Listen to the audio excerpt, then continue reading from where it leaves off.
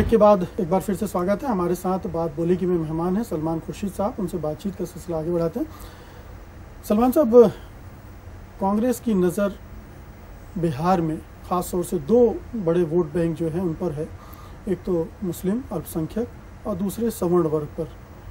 मोहम्मद महबूब कैसर साहब को भी आपने जो प्रदेश अध्यक्ष बनाया है, कहा जा रहा है कि उसका भी लक्ष्य यही है कि मुस्लिम मतदाताओं को लुभाया जाए, जबकि नीतीश कुमार ने जो जातीय गणित बैठाया है जिसमें पसमानदा की एक चाल है, जिसमें से मुसलमानों में से जो बहुत अति पिछड़े मुसलमान हैं, दलित मुसलमान हैं, उनको उन्होंने लुभाया है और माना जा रहा है कि उसमें उन्होंने थोड़ा सेंध लगाई है। आपको लगता है ऐसे में कुछ लाभ हो सकेगा कांग्रेस को? देखिए, उत्तर प्रदेश में, दिल्ली में, राजस्थान में, अगर महाराष्ट्र में, आंध्र प्रदेश में अगर परिवर्तन आया है राजनीतिक स्थिति में, तो उसमें हमारे जो परंपरागत रूप से जो हमारे वोट बैंक्स रहे हैं उनके वापस लौटने से आया है। उसमें अल्पसंख्यक भी हैं और मैं मानता हूं कि ऐसा बिहार में भी हो सकता है और होना चाहिए और हमारा ये प्रयास भी रहेगा। लेकिन हमारी राजनीति सिर्फ एक समुदाय पर या एक जात या धर्म के लोगों पर ही केंद्रित हो जाए, ऐसा हम स्वीकार नहीं करेंगे। राजनीति की हकीकत सब जानते हैं और यहाँ इसी तरह से वोट बटे हुए हैं और आपको उस राजनीति को देखते हुए ही अपनी राजनीति तय करनी पड़ती है। मैं एक बात बड़ी स्पष्ट कर दूं कि जो ज़मीनी वास्तविकताएं हैं उससे अपने आप को अलग करके कोई राजनीति नहीं कर सकता। ये सच्चाई है। लेकिन उसी में घिर जाए और उसी का हो जाए, ये कांग्रेस ने कभी स्वीकार नहीं किया है। अगर हम करते तो शायद हमारी वो दशा यहाँ ना होती जो हो गई थी। हम ये चाहते हैं कि उसको मानते हुए उसमें कुछ परिवर्तन लाने की आवश्यकता है।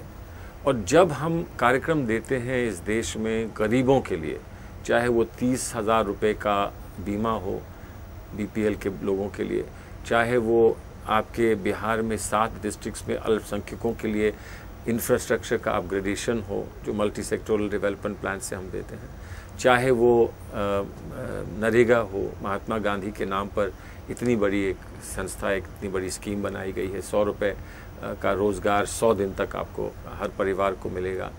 तो जब हम गरीबों को, और अब सोनिया जी का एक कार्यक्रम आने वाला है फूड सिक्योरिटी, हम जब करते हैं मसलन इसका अर्थ ये निकाला जाता है कि मान लो केंद्र कोई रहम कर रहा हो बिहार पर, ये तो नहीं, जब हम बिहार का हिस्सा है ना केंद्रीय मदद कोई, ये बिहार पे नहीं कर रहे हैं जी, ये पूरे देश पे कर रहे हैं। नहीं, बिहार में भी अगर आप केंद्रीय सहायता आ रही है, हाँ, तो वो तो हक है ना, उसका हक है, कोई मेहरबानी नहीं है, हक है, उनका हक है।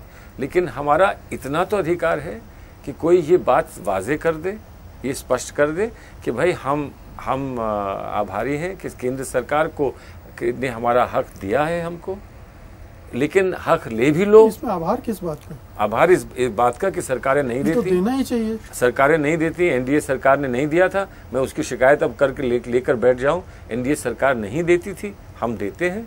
एनडीए सरकार में कभी प्लानिंग कमीशन ने ये नहीं कहा कि कांग्रेस की किसी सरकार ने अच्छा काम किया है, हम कह देते हैं, इसलिए कि हम मानते हैं कि देश की राजनीति और देश की व्यवस्था चलाने के लिए आप ये आपस के पक्षपात नहीं कर सकते हैं। लेकिन इतना तो हम भी चाहेंगे ना कि हमारी जो मंशा और हमारा लक्ष्य है वो पूरा हो। जैसे हम चाहते हैं स्कीम को कार्यान्वित किया जाए वैसे किया जाए, और फिर कुछ क्रेडिट आप ले लीजिए, कुछ क्रेडिट हमको दे दीजिए। लेकिन अच्छे काम में ये कह देना कि ये हमने किया है और कोई चीज़ बिगड़ जाए तो उसमें, तो आप अगर पानी के बहाव में और आप सैलाब आ जाए तो उसकी बुराई कांग्रेस के सर पर मंडरा दे देंगे, और अगर यहाँ पर थोड़ा सा जीडीपी बढ़ जाएगा तो उसको आप कहेंगे कि हमने किया है। ऐसे कैसे हो सकता है? जी, मैं पिछले सवाल पर फिर लौटता हूँ। आपने बोला कि हम ज़मीनी हकीकत को स्वीकार करते हैं और उसके हिसाब से अपनी राजनीति में थोड़ा बहुत परिवर्तन भी करते हैं। क्या आपको लगता है कि जो पसमानदा को लेकर नीतीश सरकार ने किया है वो इतना सब्सटेंशियल है, इतना प्रभावशाली है कि मुसलमान मतदाता नीतीश कुमार को वोट देने के लिए तैयार होंगे बीजेपी के साथ रहते हुए भी? कोई किसी भी इलेक्शन में कोई सिंगल इशू नहीं होता है।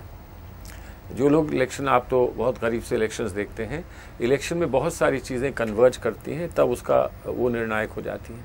एक सिंगल इशू पे इलेक्शन बहुत कम होते हैं और मुझे नहीं लगता कि एक सिंगल इशू पे यहाँ इलेक्शन होगा। बीजेपी का साथ किस तरह से, आपको याद होगा किस तरह से नायडू जी को आंध्र प्रदेश में भारी पड़ा था, मैं समझता हूँ वैसे यहाँ भी नीतीश जी को भारी पड़ेगा। और मैं क्यों समझता हूँ, लग रहा है कि वो समझते हैं। उनके जो आजकल के आचरण हैं, उनके जो आजकल जो उनके कार्यकल्प हैं, उससे बड़ा स्पष्ट होता है कि वो कंबल को छोड़ना चाहते हैं, लेकिन कंबल उनको नहीं छोड़ रहा है। सलमान साहब, लालू यादव और पासवान दो ऐसे नेता हैं जिनसे आपकी पार्टी लगातार संपर्क रखती रही है, और अभी हाल में कट मोशन में तो उन्होंने आपका साथ भी दिया, आपकी सरकार का। क्या वो आपके लिए पूरी तरह से अछूत हो गए हैं? देखिए, अछूत और उसका प्रश्न नहीं है कि हम राजनीति में लोग आते हैं, जाते हैं, परिवर्तन होते हैं, प्राथमिकताएं बदलती हैं। कभी हमारे साथ लेफ्ट था, कभी हमारे साथ लालू जी थे, कभी हमारे साथ पासवान जी थे। हमने नहीं छोड़ा किसी को, लोग हमको छोड़ के गए। हमने उनके कारण बहुत सारे अपने कार्यक्रमों में परिवर्तन किए या अंकुश लगाए, ताकि हम कम से कम जो हमने रिश्ता बनाया है उसको निभाते रहें। वो छोड़ के गए, ये मान के गए कि कांग्रेस की शेल्फ लाइफ पूरी हो चुकी है, दोबारा फिर से जुड़ने की कोई संभावना नहीं। अगर देखिए कहीं कुछ होता है तो वो ज़मीनी हकीकत बदलती है, तब होता है, और उस पर निर्णय वो लोग लेते हैं जो इंचार्ज होते हैं। मतलब चुनाव के बाद अगर सूरत हाल बनी जी, तो हो सकता है कि आप उनके साथ फिर जुड़ जाएं। मैं आगे की कल्पना मैं ना कर सकता हूँ, ना मैं करूँगा। इफ एंड बट्स की राजनीति जो है वो बहुत बहुत कठिन होती है और बहुत खतरनाक होती है। लेकिन अच्छे राजनीतिज्ञ तो समय के पार देखकर चलते हैं ना। इसीलिए अच्छे राजनीतिज्ञ समय से पहले कुछ कहते नहीं हैं, सुन लेते हैं लेकिन कहते नहीं हैं, मुस्कुरा देते हैं लेकिन प्रश्न का जवाब नहीं देते हैं। मतलब संभावनाएं सारी खुली रखते हैं। देखिए, संभावनाएं खुली रखते नहीं हैं, संभावनाएं खुली रहती हैं, रखते नहीं हैं। आज मैं कैसे कह दूं कि कल ऐसा नहीं होगा तो मैं क्या करूंगा? आज मेरी प्राथमिकता और आज मेरी नजर किस पे है?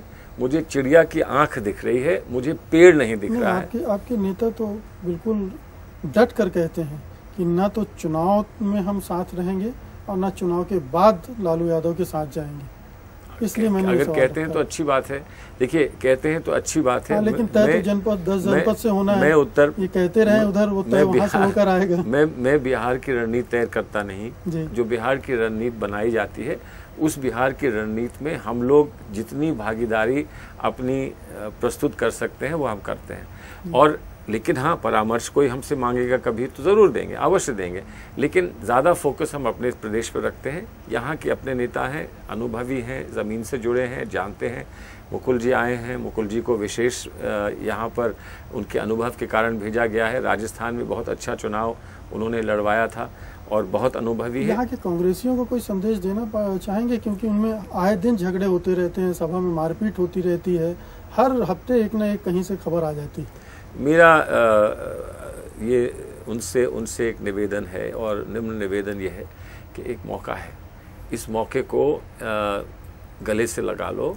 बहुत दिन लड़ने का अवसर नहीं मिला है दूसरों से, तो अब दूसरों से लड़ने का अवसर मिल रहा है। लोग जो बहुत दिन से वंचित रहे, जिनको चुनाव में अवसर नहीं मिलते थे, आज वो मिलने हैं, मिल जाएंगे। और अगर हम सही चुनाव लड़ लेते हैं और सफल हो जाते हैं तो जो नहीं भी लड़ा है उसको भी कुछ ना कुछ मिलेगा, पूरे संगठन को मिलेगा, हमारी पूरी पार्टी को मिलेगा। इस मौके को गंवाना नहीं चाहिए, बहुत दिन बाद आया है ये मौका। तो अपने लड़ाई से फुर्सत पाएं वो, और इस लड़ाई पर ध्यान लगाएं आप। मुझे पूरी उम्मीद है कि ऐसा ही करेंगे। बहुत बहुत शुक्रिया सलमान साहब, हमसे बातचीत करने के लिए धन्यवाद आपका। ये थे केंद्रीय सहकारिता एवं अल्पसंख्यक मामलों के मंत्री सलमान खुर्शीद, जिनसे हम बात कर रहे थे बिहार विधानसभा में कांग्रेस की रणनीति पर। बात बोलेगी में आज बस इतना ही, लेकिन आज की बातचीत आपको कैसी लगी ये हम ज़रूर जानना चाहेंगे। आप अपनी प्रतिक्रियाएं हमें feedback@mauryatv.org पर भेज सकते हैं। बहरहाल अब हमें अनुमति दीजिए। नमस्कार।